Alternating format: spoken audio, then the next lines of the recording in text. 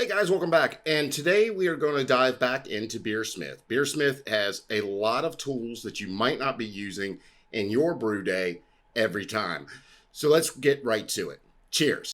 It's about 5 features that you might not be using in Beersmith. The first one we're going to talk about is our starters. Well, we all know that the yeast is one of the most important parts of our brewing process. Good, healthy yeast gives you good, clean, great beer. So let's look at it. If you look right here on the design, we go over to starter, we click starter, and you'll see that we need 258 billion cells. I'm using an Omega brand of yeast in this, and it has about 150 billion cells. So if I wanted to do that, I would need to get 2 packs. Well, that can get expensive pretty quick, or you can actually make a starter. We have a video on how to make starters right down here. Just go and watch it. But this will tell you exactly how much ingredients you need to make your starter. So in this case, we need basically 2 liters of wort at 9 Plato, or about 1045 specific gravity, and we let it spin for about 48 hours, and you will have plenty of yeast to pitch. It won't stress your yeast, and it will make your beer with fresher yeast because it just reproduced. Now, okay, tip 2, the thing that you might not be doing is your mash process right here. Now look at this. I love this tool because it definitely just gives me all the information that I need all at one real quick look.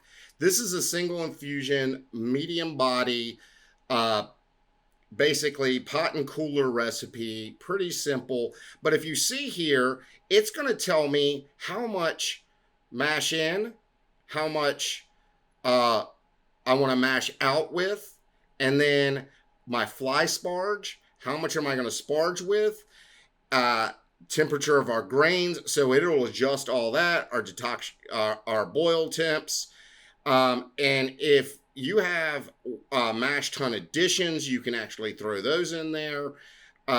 Anything that you can think of right here. Well, the other nice thing is we can adjust our pH here also. So if we just hit add acid, we're just going to add some lactic acid really quick.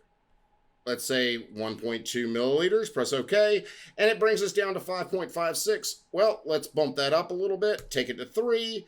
And look at that. We're right in where we want to be. We always want to be right around 5.2 is where we really want to be. So you can play with those numbers. That is tip number 2, mash.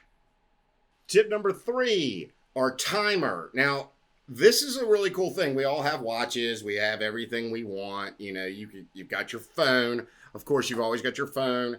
But look at this. If you look onto the screen here, you'll see that this is going to, if I press start run, it's going to start telling me when to do things next, when I need to mash, when I need to add the next bit of water, when do I need to mash is complete, then my sparge, how much do I need there? Everything that's going on, it will remind you when to do it. Now, this is somewhat of a great tool, especially because we know a couple of you have probably been drinking a couple home brews while you've been brewing. So the timer, tip number 3, timer. Tip number 4, I love this. We tell everybody how to become a better brewer is to take notes.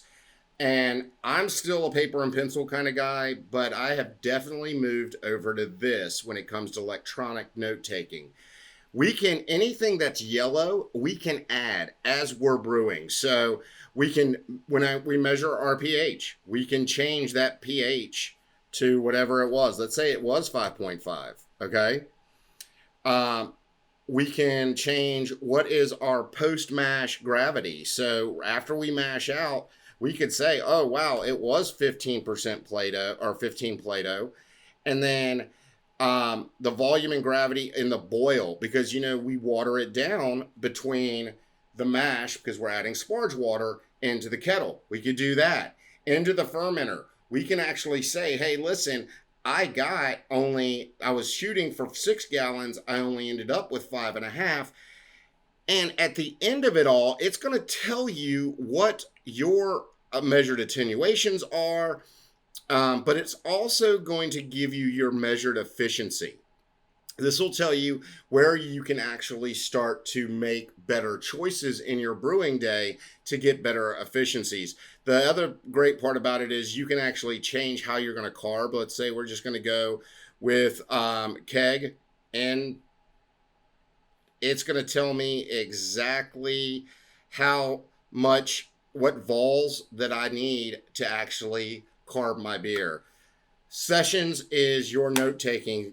That's number 4. Last but not least, probably one of the coolest features that we have in Beersmith altogether is the add-ons. If you look up here at the top, you'll see a little puzzle piece. You hit that, and it's going to say, hey, these are the installed add-ins that you have. And if you have a brand new, unmodified kind of version of Beersmith, you're going to see that there's all of these different add-ons that you can do. You're not going to have like Brees malts maybe, or you might not have your anvil system, or if you're using a let's say a grain father or something like that. If you've got a Blickman Pro Pilot system, I know some of you guys might actually have that. That could go in. It's going to have all of your equipment settings already. All your ingredients. You can add all different parts from water, recipes, hops, fermentables, yeast, miscellaneous, water, style, equipment, mash. Everything that you could think of for an add-on, it's in here. The Beersmith guys have already done that. So instead of you having to add ingredients that you have to look up the information and put it in, they're updating this as it goes along. And the guys over there usually put out an update 2 to 3 times a year. So ingredients are in there.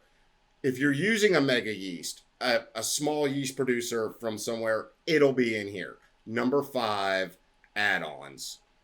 Okay, those are the 5 tips that I think you need to know about Beersmith.